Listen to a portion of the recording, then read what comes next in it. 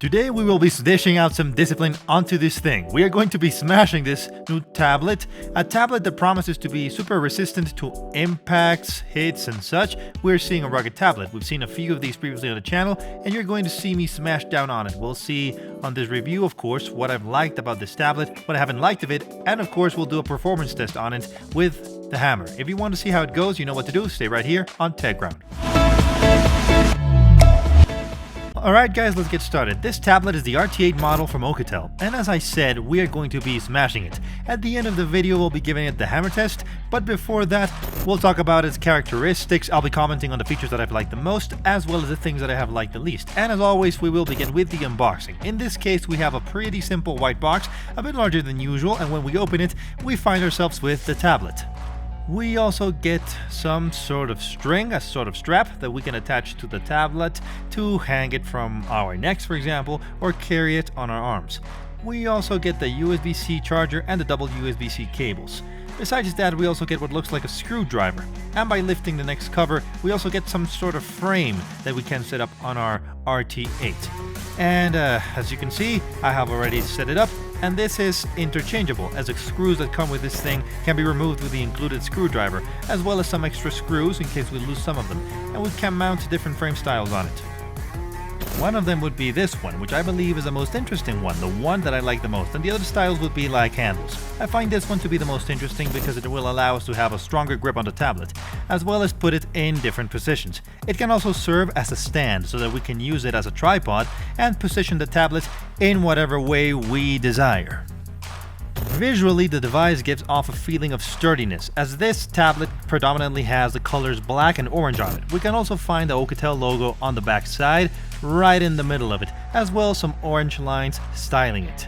There is also a triple camera module over here, and the overall feel of this tablet's material would be some sort of hard rubber that will help us if the tablet falls to the ground, or if we hit it or impact it strongly. The tablet will resist all of these impacts, or so they sell it as such. On the right side of the tablet we have the volume buttons, and right below them we have the lock and unlock button, and on the upper and lower sides we have a speaker on each side, meaning that audio will be able to come out from both sides. So if we grab the tablet from, let's say, one side, we won't obstruct all the audio as it will come out from both sides. We also have two slots, one for dual SIM cards and a micro SD card, right next to the USB-C charging slot.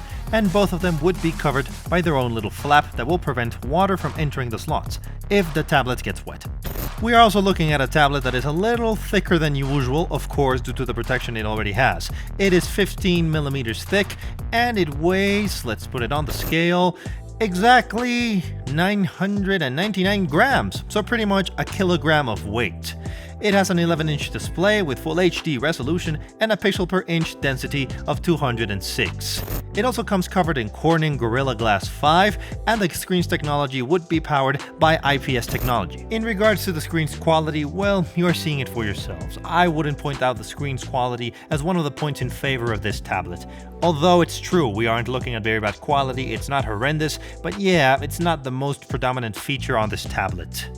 The aspect ratio on this tablet compared to the whole of its front comes at 82%, which is a little low, especially for a tablet, and it's because this type of devices tend to leave significant margins, considerably big corners, so that the screen itself isn't taken to its extremes and is able to remain protected if the tablet falls to the ground and prevent it from cracking.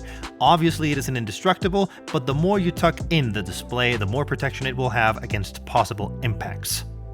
We move on to analyze the cameras, and as I told you already, on the back side we have a triple camera module. These three cameras have the main one 48 megapixels, the second one 20 megapixels, and the third camera comes with 5 megapixels. The resolution we can record at with the back camera would be full HD at 30 frames per second. And check it, because I don't think these are bad results during the day, especially for being a tablet, and for being a tablet that has features that aren't specifically designed for photography. I believe the results that we get during the day are pretty correct. That being said, at night conditions get worse and we obtain images with lots and lots of noise.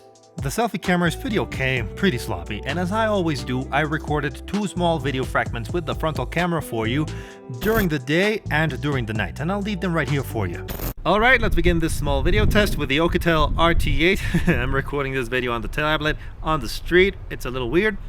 But yeah, it's for you guys to see basically how it looks, also to check the stabilization, and this would be during daytime conditions. And now it's the turn for the frontal camera during the night tablet Oukitel RT8. This is how it looks like. Honestly, I am pleasantly surprised. The frontal camera looks very, very dark, but yeah, I mean, coming from a tablet, it's not really that bad either. I'll give my opinions later in the video, and you can also write your opinions down in the comments. Alright, as you could see, the frontal camera is a bit weaker, and honestly, I find it very funny to record these segments outside with the tablet because it's pretty flashy seeing me from the outside, because the tablet was really heavy and I was recording myself like a selfie. Honestly, it looks a little weird. This selfie camera, I forgot to mention, comes with 32 megapixels, and its resolution for recording video is HD and 30 frames per second. Now we move on to the audio on this thing, which I believe is a pretty positive point in favor of this tablet. As I told you before, we got dual speakers on each side, which will make the audio spread across the device pretty evenly, and I really enjoyed the sound quality. I find it to be quite reliable.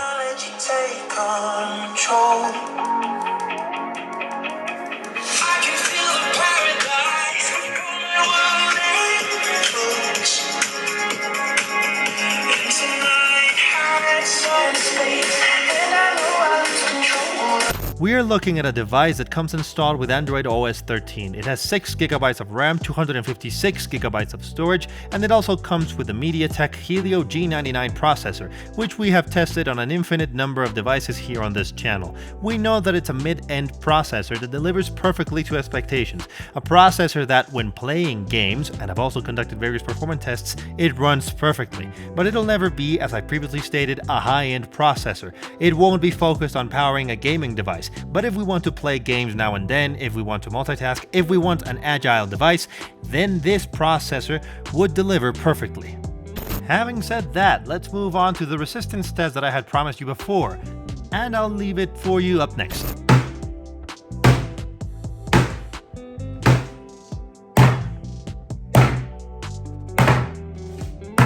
Okay, let's get this off.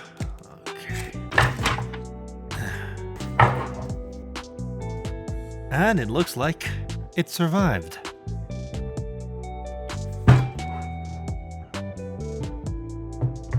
Give us a like if you want us to do these types of tests on other devices, or if you want us to run any other type of test, leave it down here in the comments. A few times before, we've frozen up devices, we've thrown them down from 7 stories up, we've run over them in cars, amongst other things on this channel. So if you have more ideas that you want us to test out with more devices, leave them down in the comments. Now we move on to the battery on this thing. This device comes equipped with a 20,000 milliamp battery that will honestly let the device run for 2 to 3 days autonomously without a single hitch. Depending on the use that you give it, it can perhaps last even longer, but yeah, for 2 days, I can guarantee that you won't have any problems. Of course, depending on how much you use it. If you don't use it as much, you'll be able to use it for a longer period of time. In this case, for example, I don't usually have the tablet with a SIM card because it's not necessary for me. I have my SIM card installed on my primary device, or the device I'm currently testing, so I don't usually use SIM cards on tablets. This causes the consumption I get from it to increase. If, for example, you keep your cell data on the whole while you're using the tablet, you won't make it to the 3rd day without charging. Now we must discuss its price point. As I always say, the price is going to oscillate between the marketplace you buy it from, but you will find it in a price range between 200 and 250 euros. I think this is a pretty fair price for this tablet, and for a user that is looking for a highly resistant tablet that can be carried anywhere he wants without any sort of worry to be had. So come on, I would like to know your thoughts, your opinions down below. What do you guys think of this video? What did you think about this product? Do you find it interesting to have a super resistant tablet, or do you believe it isn't necessary? I'll be reading your guys' thoughts and I'll be answering each and every one of them. This is all for today. Until next time, see ya.